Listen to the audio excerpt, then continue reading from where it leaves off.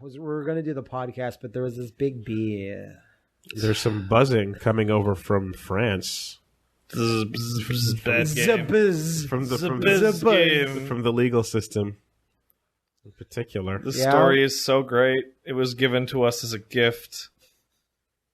So I will paraphrase Jason Schreier's story about this. Jason Schreier from over at Kotaku. He's in France. He's supposed to meet with a French journalist, the guy who wrote the original David Cage Studio is a pile of shit allegation story back a couple months ago for Le Monde for his book. And then the guy's publicist or whatever said, "Oh, he can't make it. He's in fucking court." And he goes, "Huh? What?" And he asked the guy, he's like, "Is this about that Quantic Dream shit?" And the guy goes, right? So then he goes, hey, other person that I know over at a Quantic Dream preview event for Beyond Detroit, Indigo, Rain. Hey, Sony PR man, what are you got? What's going on with Quantic Dream and Le Monde? Is something happening? And the PR guy goes, "Nah, man, no, everything's cool." And then David Cage leaps into the fray and goes, "We are suing their journalists." So Quantic Dream is very upset about the quote-unquote slanderous accusations. He's very upset. Very upset that the article that was published made the studio look bad, and that it implied that they were a bunch of dumb Neanderthals with farting dick balls. Your Honor, that was not a farting dick balls. That was Dick Butt. Yes. A known and beloved mascot of the internet. Get it right, idiots. Basically and also the real heart of it was the super fucked up crunch conditions of, like, what was it, 90-hour work weeks and shit like that on top of all that. And that it's basically a terrible place to work, right? Quantic Dream does not like that and is now suing a French newspaper over that article. French newspaper comes out and goes, "Oh, no, that shit's legit. We researched that real good. 100%. Stand by our sources." That kind of thing. And this story has yet to develop further than that. But what a bunch of piss babies. All covered in piss and crying about their piss all over themselves. Let's see what the law has to say. The primary defense against slander, libel, or defamation is the truth. They do say that the story has been written sincerely, following a well-documented, thorough investigation, respectful of the principle that both sides must be heard.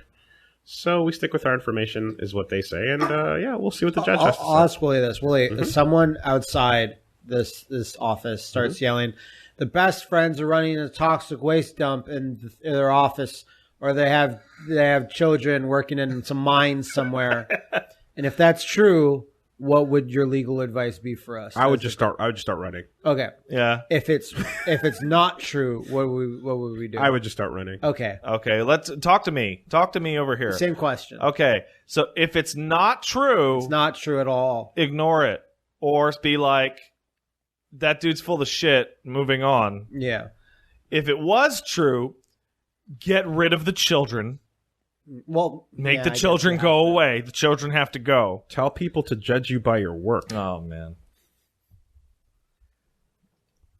Dude, this is the most guilty they could have possibly looked. It would be so awesome if right before the game comes out, Quantic Dream does not close down, but 2 people are fired. Hey, the judge might say that was not true. This place is a dream.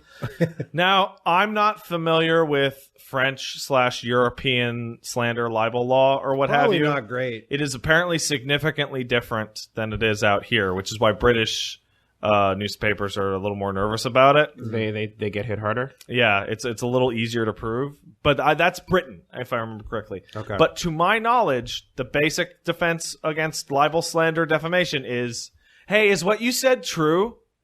That's a get out of jail free card, quite literally, right? Okay. If what you said was true, then it's not libel or slander or anything like that. The other part, and this only applies to certain areas, and I think it's the way it is here, you have to knowingly make a false statement. So it's not even good enough that it's wrong. You had to know it was wrong when you said it out there. Okay. Which means if those are the criteria that Quantic Dream is dealing with a legitimate newspaper, they're so fucked. They're not good. Like, this is the most pointless thing ever. Mistakes are not counted. No. Okay. If you had an honest reason to believe these facts and you reported on them responsibly but were wrong, you're still good. Interesting. Now, that can obviously change because it's Europe, and I'm obviously like tangentially familiar with stuff over here more because it's here. But like, this lawsuit has a fucking 0% chance of success. And the more than anything, the fact that Sony is trying to tell him to shut up about it is the biggest indicator that it's not going to go anywhere. Because if it was going to go somewhere and it was a just lawsuit, I bet Sony would be like, yeah, we're doing it and defend Quantic Dream because they were hurt by this and we're going to win. But they're not going to win. It sucks that, like, if stuff like this gets even more exposed or whatever, it's revealed to be even worse or true or whatever. And if it's Sony, like almost every company, has closed down developers, good developers that did nothing wrong, but their title just didn't sell that well. Yeah, it happens. It's like, just shut them down. Or at least fire David Cage.